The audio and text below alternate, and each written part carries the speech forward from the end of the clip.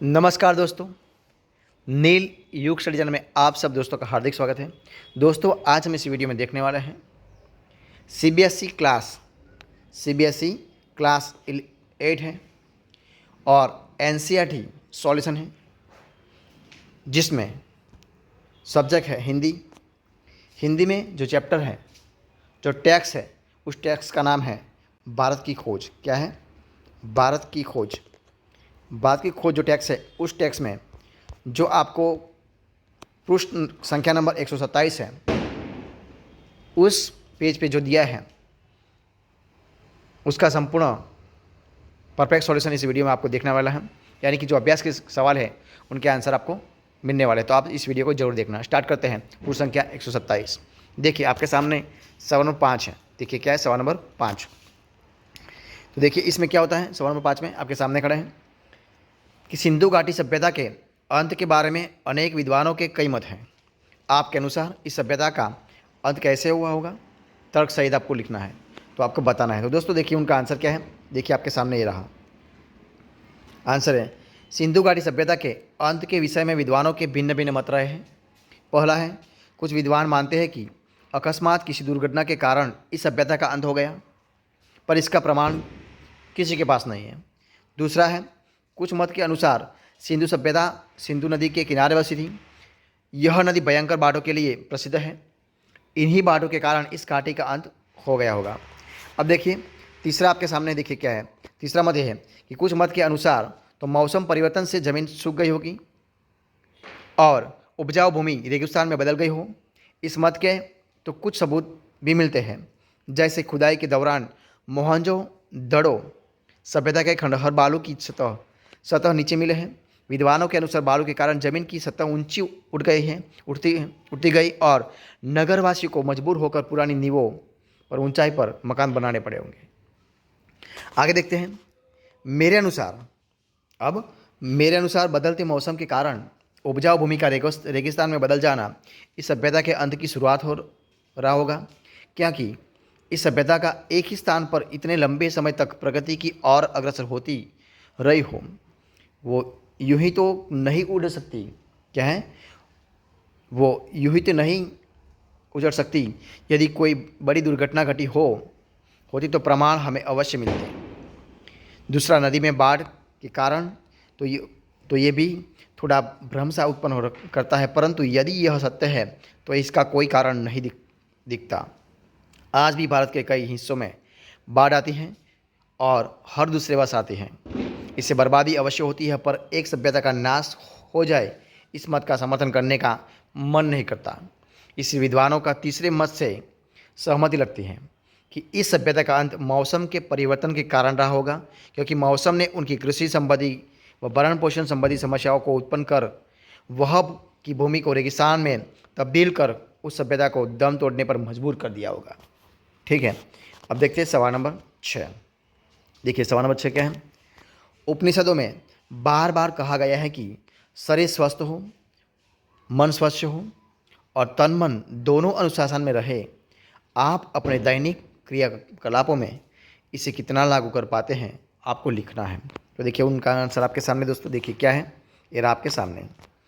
इसका तात्पर्य यह है कि यदि मन स्वच्छ हो और तन स्वच्छ हो तो मनुष्य प्रगति पथ पर स्वयं को अग्रसर कर सकता है।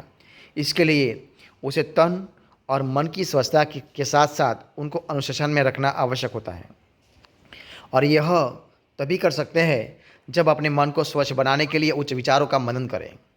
चिंता और परेशानियों को ज़्यादा अहमियत ना देकर अपने को प्रसन्नचित्त रखें। शरीर को तन से स्वच्छ रखने के लिए प्रातःकाल उठकर नित्य व्यायाम करें, लंबी सैर जाएं और यह सब बड़े अनुशासन पूर्वक करें।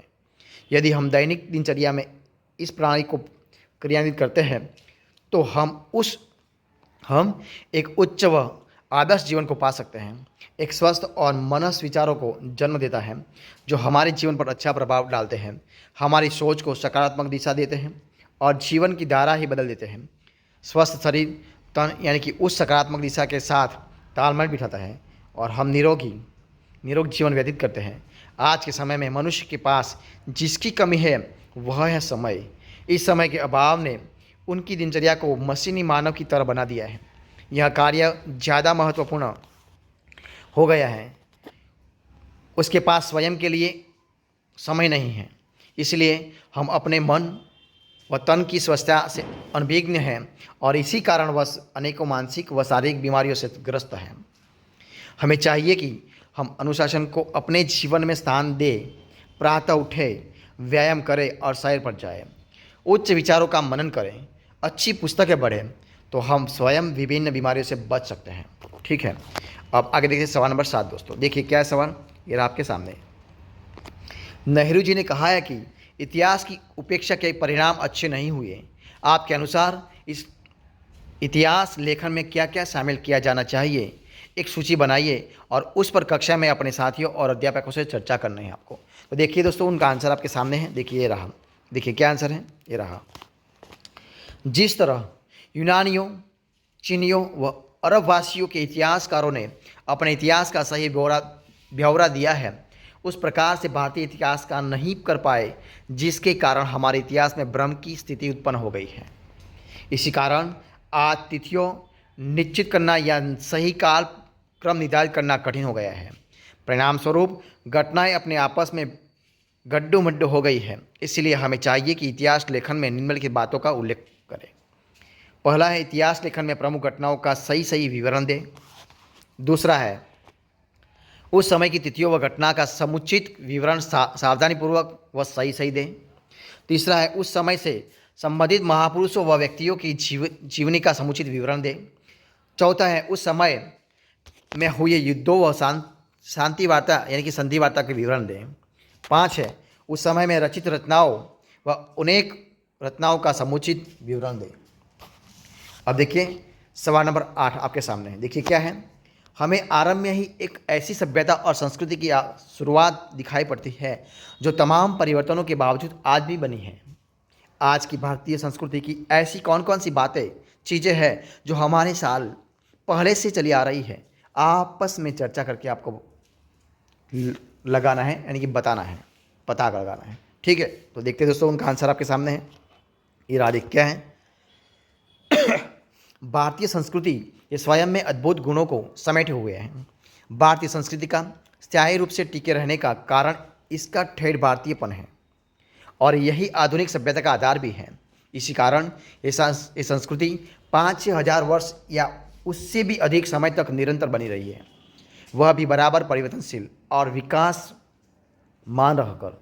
उस समय के देशों से जैसे फारस, मिस्र, ग्रीस, चीन, अरब, मध्य एशिया और भूमध्य सागर के लोगों से उसका बराबर संपर्क रहा।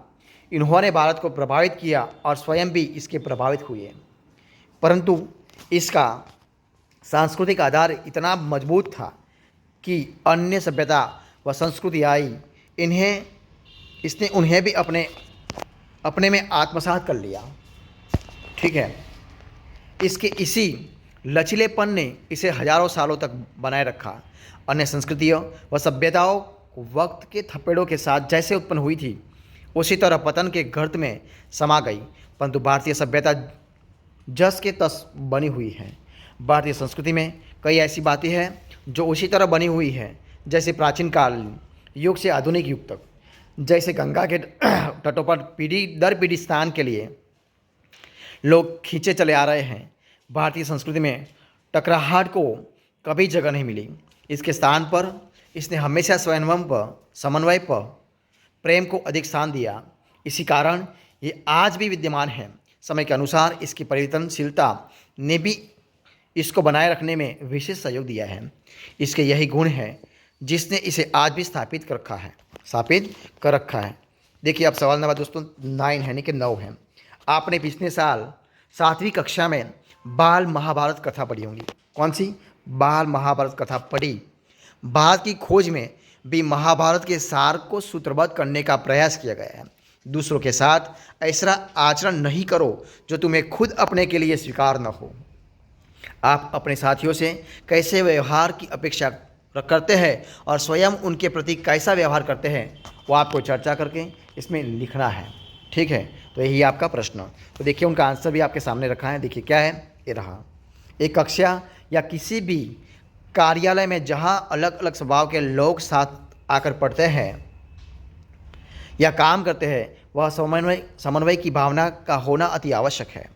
यदि हमारे मन में हमारे सहपाठियों या मित्रों के प्रति द्वेष भावना और ईर्ष्या की भावना होती है, वहाँ रिश्तों में मधुरता नहीं होती। ना ही हमें किसी के मित्र बन सकते हैं और ना ही एक अच्छा मित्र बन पाते हैं। जिस जगह पूर्ण निस्वार्थ भाव से मधुर आचरण किया जाता है, वह मित्रता का बहुत ही सुंदर रूप दिखने को मिलता है। ठीक है, तो यदि हम दूसरों के साथ मित्रतापूर्वक आचरण न करें, हमेशा उनके साथ बेरुखा व्यवहार करें, मधुरता का जवाब क्रोधपूर्वक व्यवहार के साथ देंगे, तो हमें कभी उसकी जगह मधुरता व प्रेम प्राप्त नहीं हो सकेगा। हम सदैव अकेले व उग्र स्वभाव के हो जाएंगे।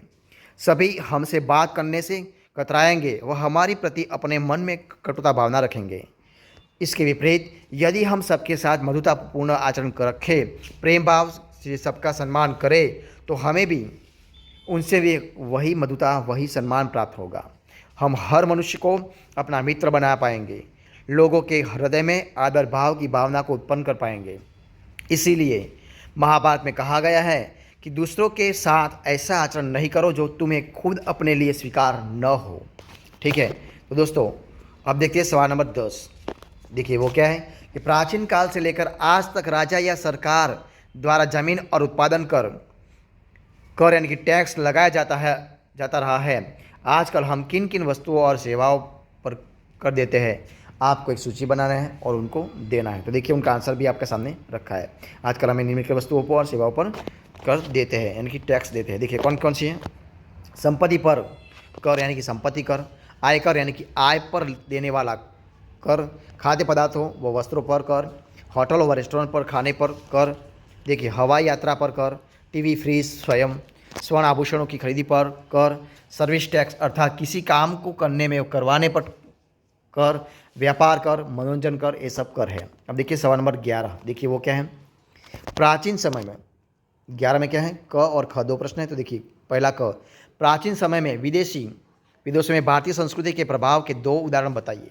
और ख है, वर्तमान समय में विदेशों में भारतीय संस्कृति के कौन कौन से प्रभाव देखे जा सकते हैं, अपने साथियों के साथ मिलकर एक सूची बनाइए। संकेत, खान पान, पहनवा, फिल्में, हिंदी, कंप्यूटर, टेलीमार्केटिंग आदि। तो देखिए उनका आंसर भी आपके सामने रखे। देखिए वो कौन सा है। देखिए वो है क। प्राचीन समय में विदेशों में भारतीय संस्कृति के कई प्रभाव पड़े हैं। भारत में आने वाले विदेशी यात्री भारत की संस्कृति की विशेषताओं को अपने साथ ले जाए गए हैं।